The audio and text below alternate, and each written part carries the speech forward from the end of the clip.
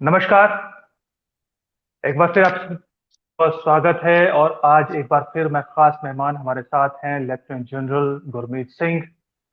और मसला है भारत और चीन के बीच लाइन ऑफ कंट्रोल पर जो झड़प पहले हुई और उसके बाद जो तनातनी लगातार बनी हुई है। उसके बाद बातचीत भी लगातार जारी है। मॉस्को में दोनों ही देशों के विदेश मंत्रियों की मीटिंग हुई है और वहां पर एक 5 पॉइंट प्लान की बात की गई है।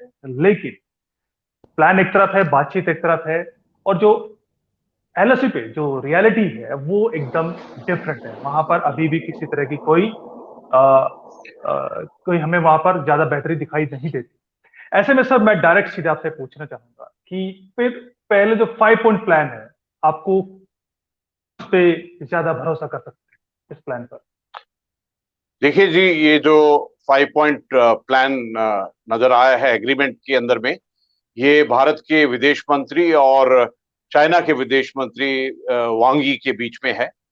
और ये मॉस्को में हुआ है। और बड़ी बात ये है, एक ही कमरा था, 3 मीटिंग थी दिन में। सबसे पहले तो जो एससीओ की मीटिंग, उसके बाद में रशिया इंडिया चाइना की मीटिंग, और ये जो तीसरी मीटिंग बायलैटरल मीटिंग है उसके तहत हुआ है। और ये कुछ ही दिनों के अंदर में ये दो पॉलिटिकल लेवल की जो मीटिंग है, ये अपने आप में एक बहुत महत्वपूर्ण है, क्योंकि एलएसी के ऊपर में जो स्थिति है वो बहुत गंभीर है। गंभीर भी है, बातचीत भी हो रही है, और भारत की तैयारी भी है, और भारत को डोमिनेट भी कर रहा है उस इलाके को। लेकिन आपने जो बिल्कुल डायरेक्ट से पूछा है कि क्या पॉइंट्स डिस्कस किए गए हैं, देखिए 5 जो सूत्र डिस्कस किए गए हैं। सबसे पहले है कि जो गाइडलाइंस हैं, जो पहले कंसेंसस बनाया है उसके ऊपर चलने के लिए। आपको याद होगा कि लेफ्टिनेंट जनरल मीटिंग के अंदर में भी म्यूचुअल कंसेंसस की बात की थी। उसी कंसेंसस की बात है कि जो भी पहले कंसेंसस बनाया है उसके मुताबिक चलेंगे। और दूसरा है कि बाध्य है, हम अबाइड करते हैं जितने भी एग्रीमेंट्स हैं, प्रोटोकॉल है उनको। और देखिए, आपने तो देखा ही है कि 15 जून और 29 अगस्त को जो चाइना और पीएलए, इन्होंने किस प्रकार एग्रीमेंट और प्रोटोकॉल और प्रैक्टिसेस का उल्लंघन किया था। ये दूसरा पॉइंट है कि इस इनका इनका इनका पालन करना चाहिए। तीसरी बात ये है, देखिए, कि उन्होंने बातचीत की है कि जो स्पेशल रिप्रेजेंटेटिव लेवल है, जो ये वांगी जो हैं, वो स्टेट काउंसलर के तहत में एनएसए के साथ में स्पेशल रिप्रेजेंटेटिव के मेंबर हैं। अभी तक 23 टॉक्स हो चुकी हैं, और वो बॉर्डर इश्यू के ऊपर में है, उसको आगे लेके जाएंगे ताकि जो बॉर्डर का क्वेश्चन है उसके ऊपर में वार्तालाप हो सके। और अगली बात ये है कि ये जो working mechanism of coordination and consultation है, जिसकी 4 मीटिंग्स हो चुकी हैं पहले, उसकी अगली मीटिंग करेंगे और डिप्लोमेटिकली इस चीज का हल निकालने की कोशिश करेंगे। और जो पांचवा है कि कॉन्फिडेंस बिल्डिंग मेजर हैं, उनको फाइनलाइज करेंगे, कंक्लूड करेंगे। देखिए, ये बड़ी बात तो ये है कि ये डिप्लोमेटिक लेवल की मीट है, और इसमें डिप्लोमेटिक स्तर के ऊपर में ही क्या बात है, उसके ऊपर में खास बात है। लेकिन इंपॉर्टेंट ये है कि जो हमारे विदेश मंत्री जी हैं और जो चाइना के विदेश मंत्री हैं, वो पहले से अपने आप बीच में एक दूसरे से काफी जानते हैं, क्योंकि हमारे विदेश मंत्री जी पहले वहां पर एम्बेसडर भी रह चुके हैं, और इस बात को भली भांति और बहुत ही एक्सपीरियंस से जानते हैं। लेकिन सर जिससे पिछले 4.5 महीने में जो भी स्थिति देखने को मिली है, और उससे पहले जो चीन का इतिहास रहा है, अभी जब से ये 5 पॉइंट प्लान की बात हो रही है, हमने मीडिया में देखो जो रिएक्शन आ रहे हैं उसमें यही है कि चीन पे भरोसा नहीं किया जा सकता। जो भी एक्सपर्ट्स हैं वो यही कह रहे हैं, क्योंकि और ठीक इसी तरह की बातें जो जो स्टेट मीडिया है, चाहे ग्लोबल टाइम्स हो या फिर दूसरे जो मीडिया हाउसेज है, वहां से बयान भी लगभग धमकी भरे ही आ रहे हैं अभी तक। तो ऐसे में क्या हम उसी रास्ते पे आगे बढ़ने वाले हैं जो इस रास्ते पर पिछले 4.5 महीने से स्थिति पे जिस जहां पर हम खड़े हुए हैं, या फिर थोड़ी सी उम्मीद हमें दिखाई देती है?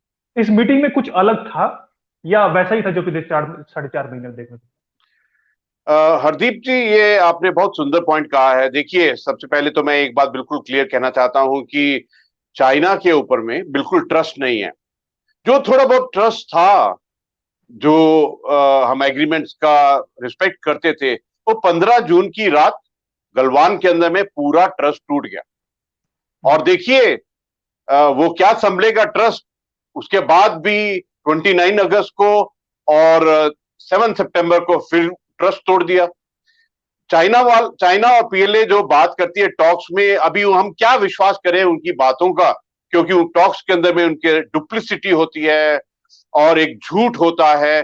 सबसे बड़ी बात तो यह है कि जमीन पर क्या हो रहा है, जमीन पर तो वो बार बार धोखा ट्रेचरी कर रहा है। तो ऐसे माहौल के अंदर में ज्यादा जरूरी ये है कि जमीन पर क्या हो रहा है, दैट इज मोर इंपॉर्टेंट। अभी देखिए, हर एक स्तर पर अपनी अपनी कोशिश होती है। आप अगर बहुत बारीकी से देखें तो जो मिलिट्री लेवल है ऑन ग्राउंड, पहले लेफ्टिनेंट जनरल लेवल की मीट 5 बार हो चुकी, 29 अगस्त के बाद में ब्रिगेड कमांडर की मीट 7-8 बार हो चुकी, और जो WMCC है उसकी बातचीत 4 बार हो चुकी। उसके अलावा भी बहुत स्तर के ऊपर बात हुई है, लेकिन वो बातों का क्या मतलब है अगर आप ग्राउंड पर उसका असर नहीं देख सकते हैं। इसलिए भारत को चौकन्ना रहने की जरूरत है, क्योंकि एक जो लबोलबाब है चाइना का वो ये है कि चाइना पे भरोसा नहीं कर सकते हैं, वो झूठ और फ्रेब में बिलीव करते हैं, वो media war, propaganda war, psychological war में करते हैं। और देखिए कि किस किस किस मैं तो कहूंगा किस सबूत, किस भरोसे से उनका भरोसा किया जाए, ये बड़ी बात है। ये आपने उसके बाद में कहा कि ये जो मीटिंग है इससे क्या कुछ अलग निकला है। हाँ जी, एक बड़ी बात यह है कि जब से ये कोरोना हुआ है, कोविड हुआ है, और जब से ये प्रॉब्लम ईस्ट लद्दाख में चल रही है, पहली बार फेस टू फेस दोनों ही विदेश मंत्री मिले हैं। ये एक इंपॉर्टेंट बात है। और मैं तो ये कहूंगा कि इसमें ये जो एग्रीमेंट है इसके पीछे में भी जो बात हुई है वो भी इंपॉर्टेंट है। इसमें जो वांग यी हैं, जो चाइना के विदेश मंत्री हैं, उन्होंने कहा कि जो भारत और चाइना का जो बायलैटरल रिलेशनशिप है वो एक बहुत एक एक क्रॉस रोड के ऊपर में है, एक ऐसे चौराहे पे है जहां से कहीं पर भी जा सकता है। तो ये इंपॉर्टेंट है। दूसरी बात उन्होंने ये कहा कि ये जो तनाव चल रहा है, ये जो प्रॉब्लम चल रही हैं, ये दोनों ही देश के लिए ठीक नहीं है। वैसे तो उन्होंने कहा है कि हम दोनों एग्री हुए हैं कि डिसएंगेजमेंट करेंगे, लेकिन ऑन ग्राउंड वो चीज दिखाई नहीं देती है। तो मैं कहूंगा कि ये एक कोशिश है, लेकिन उससे 3 बड़ी बातें निकल के अवश्य आएंगी। एक तो अभी लेफ्टिनेंट लेवल के ऊपर में मीटिंग होगी, पहली बात। दूसरी बात, जो एक स्पेशल रिप्रेजेंटेटिव NSA और स्टेट काउंसलर वांग यी के लेवल के ऊपर में हो सकता है मीटिंग हो। लेकिन सबसे बड़ी बात है, बताया नहीं है लेकिन अवश्य ही उन्होंने बात की होगी कि जो भारत के प्रधानमंत्री जी हैं और चाइना के जो राष्ट्रपति जी हैं, उनके बीच में भी बात होनी चाहिए, मिलना चाहिए, क्योंकि अभी जो स्थिति है वो अनप्रेसिडेंटेड है। ये शब्द हैं हमारे विदेश मंत्री जी के। और ये जो गंभीरता है इस स्थिति के अंदर में, कुछ भी हो सकता है। देखिए, सिर्फ एक स्पार्क की जरूरत है। अभी जो एक दूसरे पर इल्जाम लगा रहे थे, अभी भी उसी मीटिंग के अंदर में जो वांग यी है वो बोल रहे थे कि 7 सितंबर को भारतीय सेना ने फायरिंग किया। वो तो सरासर झूठ है। और ये चाइना के ऊपर में कैसे बिलीव करें। और वहां बातचीत हो रही है और ग्लोबल टाइम अपनी धमकी देता जा रहा है। और जो ग्लोबल टाइम न्यूज़पेपर है वो तो चाइना का मुख है, चाइना की आवाज बोलता है, वो धमकियां दे रहा है। वो 62 की बात कर रहा है, वो 1959 की बात कर रहा है। पता नहीं कौन से जमाने में जी रहे हैं। उनको तो मालूम नहीं है कि भारत की स्थिति क्या है। देखिए, जो भारत की स्थिति है आज के दिन में, इस पल और क्षण में भारत लेता है हार्ड डिसीजन। भारत का रिजॉल्व है, भारत का नेशनल विल है। भारत की सुरक्षा, भारत की सेना की जो स्थिति है, जो कैपेबिलिटी, कैपेसिटी और स्किल है, वो अलग दर्जे की है। भारत का जो mountain warfare, high altitude warfare, winter warfare और जो कम्बैट एक्सपीरियंस है, वो चाइना के बहुत बहुत ज्यादा है। चाइना तो क्या है, उनका PLA पता लग गया है 15 जून को। वो तो सिर्फ एक पॉलिटिकल पार्टी की फोर्स है। वो तो चाकू और भालों वाले हैं। वो तो अपने लोगों पर अत्याचार करने वाले हैं। उनको तो PLA को उनके ही प्रेसिडेंट ने उन्होंने उन्होंने उनको कहा है कि उन्होंने ब्लडी बहुत गंदा काम किया है। और हाँ, सच्ची गंदा काम किया है। वो तो सोल्जर भी नहीं है। उनका काम करने का ढंग देखिए। जो 7 सितंबर को भाले लेके आ गए, चाकू लेके आ गए, कौन से जमाने में जी रहे हैं ये। सर इसी से जुड़ा मेरा एक सवाल था। आपने कहा कि ये प्रोपेगेंडा वॉर छेड़ रखा है ग्लोबल टाइम्स ने। ग्लोबल टाइम्स के जो एडिटर हैं ह्यू शिजिन, उन्होंने बयान दिया कि भारत विंटर्स में लड़ नहीं पाएगा और भारत बहुत कमजोर है विंटर्स में लड़ने के लिए। इस पर क्या प्रतिक्रिया है आपकी? मेरे को तो मेरे को तो सचमुच बताऊं हरदीप जी, हंसी आती है कि ग्लोबल टाइम्स क्या लिखता है। मैं आपको बताना चाहता हूं, मैं चाइना 7 बार गया हूं और एक बार तो जी। Military delegation as a major general गया था, और शंघाई, बीजिंग और उड़ुमची गया था। तो उनके एक जनरल साहब ने मेरे को बोला, ऐसे ही हम दोनों इकट्ठे खड़े थे, तो उसने बहुत ही एक पर्सनल सवाल किया। उसने कहा, मेरे को पूछा कि जब आपके सैनिक, भारतीय सैनिक हाई एल्टीट्यूड में जाते हैं तो आपसे क्या मांगते हैं? तो मेरे को बड़ा अटपटा सा लगा कि क्या पूछ रहा है ये, कि क्या मांगते हैं। हमारे जवान तो कभी कुछ मांगा नहीं उन्होंने। तो मैंने उसको और क्लियर करने के लिए मैंने पूछा, जी आपका थोड़ा और क्लियर से क्वेश्चन पूछिए। तो उसने बोला कि उनके जो सैनिक हैं, जब उनकी हाई एल्टीट्यूड में पोस्टिंग या उनकी यूनिट जाती है, तो वो मांगते हैं ऑक्सीजन सिलेंडर। वो मांगते हैं कि उनका जो बैरक है उसमें एसी होना चाहिए। तो मैंने उसको बोला, देखिए हमारे जो राष्ट्र और समाज की देन है, हमारे जो सिपाही सोल्जर, वो बहुत ऊंचे दर्जे के हैं। वो अपनी ट्रेनिंग में विश्वास रखते हैं, राष्ट्र से प्रेम करते हैं, और हाई एल्टीट्यूड इलाके में जाने से पहले एक्लेमेटाइजेशन करते हैं। और उनका जो कॉम्बैट एक्सपीरियंस है, देखिए आप 1984 से सियाचिन पर बैठे हुए हैं। पूरा दुनिया का सबसे ऊंचा बैटलफील्ड है वहां पर। तो स्नो, एल्टीट्यूड, ऑक्सीजन की कमी और किस किस प्रकार की कठिनाइयां हैं, लेकिन देखिए कितनी बहादुरी से बैठे हुए हैं। तो जब मैंने उसको ये बताया तो फिर वो एकदम उसने बात बदल दिया। लेकिन लबोलबाब ये है कि जो चाइना है ना, जो इनकी पीएलए है, ये तो पॉलिटिकल पार्टी की फोर्स है, पहली बात। दूसरी बात, ये सिर्फ वीडियो बना सकते हैं, मीडिया से प्रोपागेंडा कर सकते हैं, अपने ही लोगों को। आपने देखा तिएननमेन स्क्वायर के अंदर में अपने लोगों के ऊपर में टैंक लेके चढ़ गए। आपने देखा कि किस प्रकार तिब्बत में लामास और इतने मासूम लोगों के ऊपर में अत्याचार करते हैं।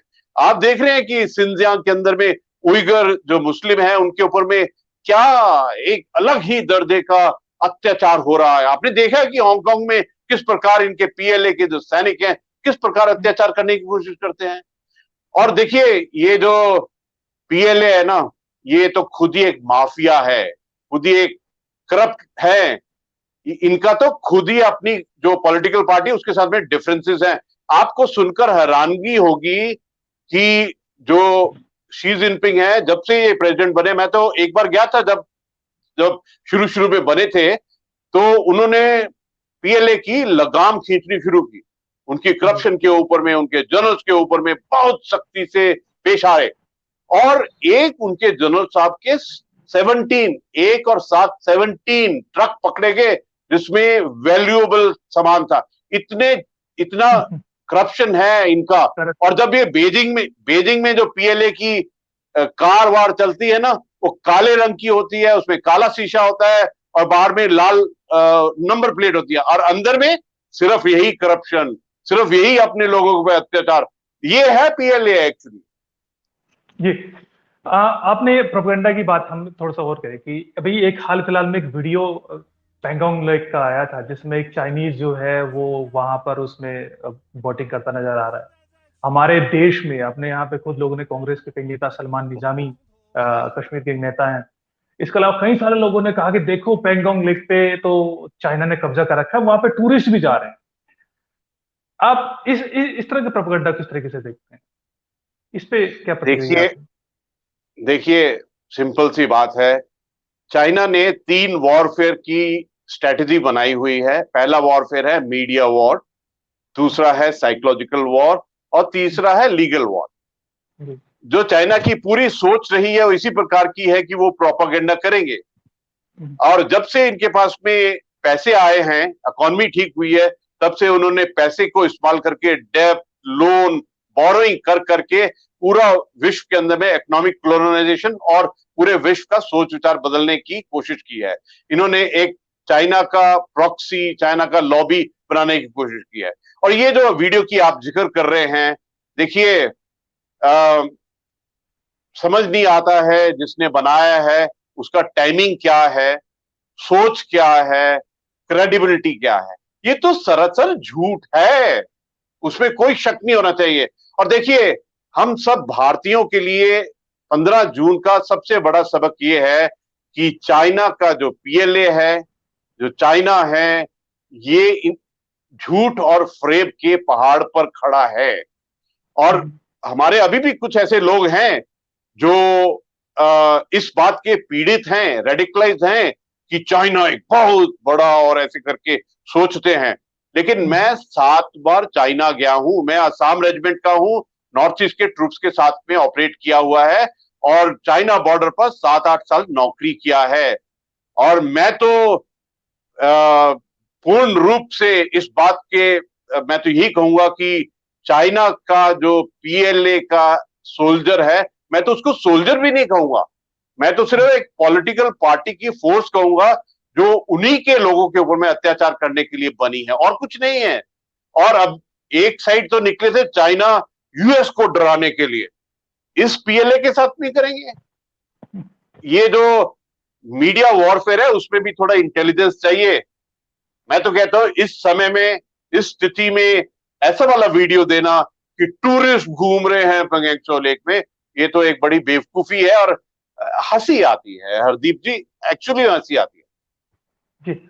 और हम लगातार इस तरह के बयान भी आ रहे हैं कि ठीक है, हमें इकोनॉमिक फ्रंट पे भी कुछ ना कुछ जवाब देना चाहिए चाइना को। और हम देख रहे हैं कि बहुत सारे कई सारे जो फैसले हैं वो मोदी सरकार ने लिए हैं, चाहे जितने भी इन्वेस्टमेंट में जो प्रक्रिया है उसको काफी सख्त करने के अलावा, जो वहाँ की चाइनीज एप्स हैं उन पर पाबंदी लगाने के अलावा और भी बहुत सारे फैसले मोदी सरकार ने किए हैं। लेकिन कुछ ये भी कहा जा रहा है कि जैसे जो चीन को ऐसे ऐसे मुद्दों को राजनयिक स्तर पर हमें उठाना चाहिए जिससे कहीं ना कहीं चीन को पिंच बार्गेनिंग चिप की तरह यूज कर सके। जैसा कि तिब्बत का मसला है, इस पर हमें आगे बहुत जोर शोर से बोलना चाहिए। हमें ताइवान के साथ अपने संबंध जो है एक एक दूसरे से, एक दो देशों के बीच के संबंध के बराबरी पर लाने चाहिए, बिना किसी चाइना से डरे हुए। या उसके आसपास जो हमें उइगर वाला मसला है उसको जोर शोर से उठाना चाहिए। तो इन सब तमाम मुद्दों को क्या हमें इस पर भी उसी तरीके से बात करनी चाहिए, या अभी भी हमें एक, चूंकि चाइना से हमें किसी तरह का कोई युद्ध कोई भी नहीं चाहेगा, या हमें अभी भी इस पे थोड़ी सहिष्णुता अपनानी चाहिए? देखिए, ये जो लड़ाई है ये सिर्फ फौज की लड़ाई नहीं है, ये सिर्फ उस फौजी जो वहां पे एलएसी पे उसकी लड़ाई नहीं है। इस लड़ाई के अंदर में भारत के जितने भी एलिमेंट ऑफ पावर हैं, जितने भी इंस्ट्रूमेंट ऑफ वॉर है, सबको एकजुट होकर काम करना है। और मुझे बहुत खुशी है कि भारत के हर एक इंस्ट्रूमेंट ऑफ पावर इस जद्दोजहद में, इस चैलेंज और इस चुनौती में जुड़े हुए हैं।